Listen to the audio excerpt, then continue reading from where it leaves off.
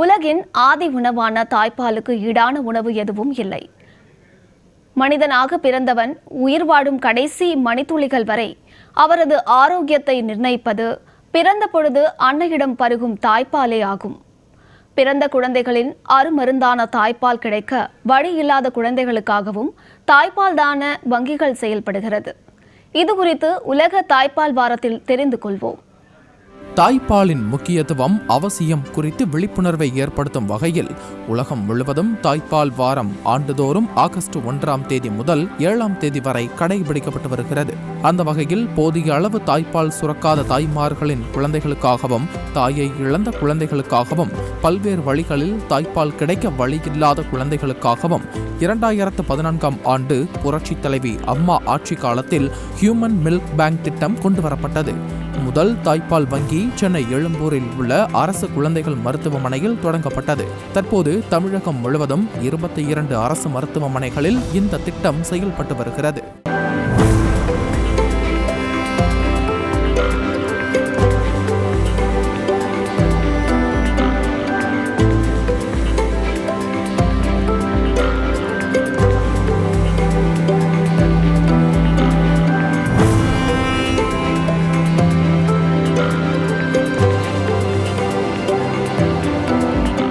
செயற்கை பால் பவுடர்கள் குழந்தைகளின் நலனுக்கு உகந்தது அல்ல என்பதை கருத்தில் கொண்டு தொடங்கப்பட்ட இந்த திட்டத்தில் தாய்மார்கள் அதிகமாக சுரக்கும் பாலை தாய்ப்பால் வங்கியில் தானமாக கொடுக்கின்றனர்.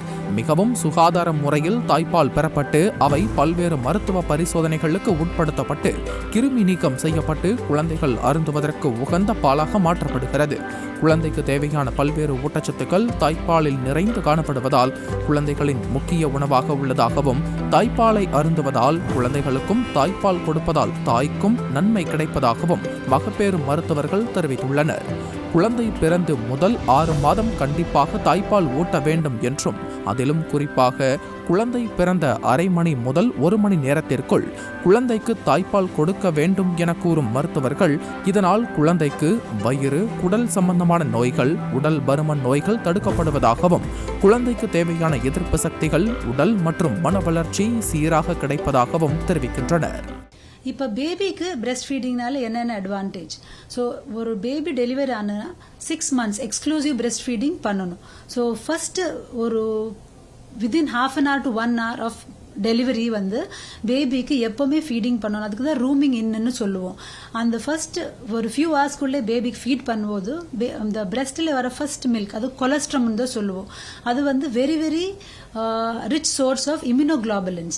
இந்த இம்யூனோகுளோபுலின்ஸ் வச்சுட்டு என்ன ஆகும் அப்படின்னா பேபியோட இம்யூனிட்டி டெவலப் ஆகும்.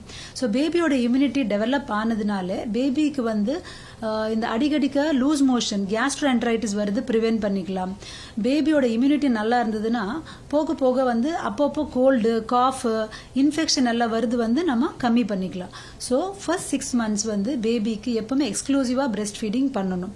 பிரசவத்திற்கு பிறகு எடை இழப்பு, மனச்சோர்வு, இதய நோய்கள், கருப்பை, மார்பக புற்று போன்ற நோய் ஆபத்துகள் தாய்மார்களை தாக்காமல் இருக்க தாய்ப்பால் கொடுப்பது அவசியம் என கூறும் மருத்துவர்கள் பிரசவ காலத்தில் ஊட்டச்சத்து மிக்க உணவுப் பொருட்களை உட்கொள்வதில் கவனம் செலுத்தும் தாய்மார்கள் பிரசவத்திற்கு பிறகு உணவில் கவனம் செலுத்துகிறார்களா என்பது கேள்விக்குறிதான் என மருத்துவர்கள் தெரிவிக்கின்றனர். வெந்தயம், ஜவ்வரிசி, பூண்டு, பழங்கள், காய்கறிகள், தானியங்களை உட்கொள்ள வேண்டும் என்றும் நல்ல உறக்கம், மன அமைதி ஆகியவற்றுடன் தாய்மார்கள் முதலில் தங்களின் உடலை ஆரோக்கியமாக பார்த்து கொள்ள வேண்டும் என மருத்துவர் அறிவுறுத்துகிறார். மதர் டெலிவரி ஆயிருக்குது, அவங்களுக்கு பிரெஸ்ட் மில்க் இன்க்ரீஸ் ஆகணும் அப்படின்னா மதர் எப்படி டயட் சாப்பிட்டுக்கலாம்? ஃபர்ஸ்ட் அண்ட் ஃபார்மோஸ்ட் ஸ்ட்ரெஸ் ஆகக்கூடாது. ஸ்ட்ரெஸ் ஆன உடனே because of the stress hormones it will reduce the breast milk secretion. So main thing ஒரு பேபி இப்போ டெலிவரி ஆயிடுச்சு குழந்தை அழுது அப்படின்னா ஃபர்ஸ்டாவே கொண்டு போய் மதரை பிரெஸ்ட்டுக்குள்ளே போடக்கூடாது. பேபி ஒரு 2 minutes 5 minutes அழுந்துச்சுன்னா எந்த பிரச்சனையும் கிடையாது. ஃபர்ஸ்ட் மதர் ரிலாக்ஸ் ஆகிக்கணும். ரிலாக்ஸ் ஆகி அதுக்கப்புறம் ஒரு கரெக்ட் பாஸ்டர் ஸ்ட்ரெயிட் பாஸ்டர்ல உட்காந்து பேபிக்கு ஃபீட் பண்ணணும்.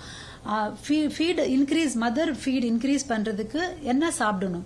மெயினா 3 things நம்ம ரெகுலரா சொல்லுவோம். ஒன்னு கார்லிக், பூண்டு. எல்லா வீட்ல ஈஸிலி அவைலபிள் ஃபுட் தான். ஸோ பூண்டுல கிரேவியா இல்ல எனி வெரைட்டி ஆஃப் டிஷ் பண்ணிட்டு பூண்டு very very good source of breast milk increase பண்றது, கேலக்டோகோகுன்னு சொல்லுவோம்.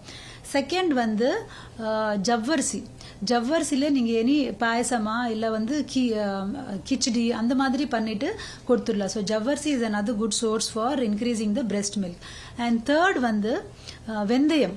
ஸோ வெந்தயம்ல நீங்கள் வந்து வெந்தயம் லட்டு மாதிரி பண்ணி சாப்பிட்டுக்கலாம். இல்லை எனி வெரைட்டி அந்த வெந்தயம் வந்து சாப்பிட்டா வந்து breast மில்க் இன்க்ரீஸ் ஆகும். நான் வெஜிடேரியன்ஸ்க்கு வந்து சுறா புட்டுன்னு சொல்லுவாங்க. ஸோ இது சாப்பிட்டா கூட வந்து breast மில்க் இன்க்ரீஸ் ஆகும். அரசு மருத்துவமனையில் உள்ள பால் வங்கியில் தாய்ப்பால் இலவசமாக வழங்கப்படும் நிலையில் லாப நோக்கில் வணிக ரீதியாக சட்டத்திற்கு புறம்பாக தாய்ப்பால் விநியோகத்திற்கு இந்திய உணவு பாதுகாப்பு மற்றும் தர நிர்ணய ஆணையம் தடை விதித்திருக்கிறது.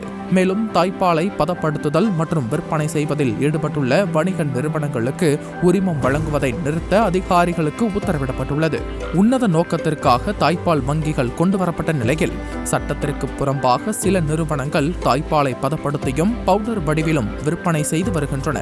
இவற்றை தடுக்க மத்திய மாநில அரசுகள் கடுமையான நடவடிக்கை எடுக்க வேண்டும் என்பதே சமூக நலனில் அக்கறை கொண்டவர்களின் எதிர்பார்ப்பாக உள்ளது. ஜெயா பிளஸ் செய்திகளுக்காக செய்தியாளர் லாவண்யா ஜீவானந்தம்.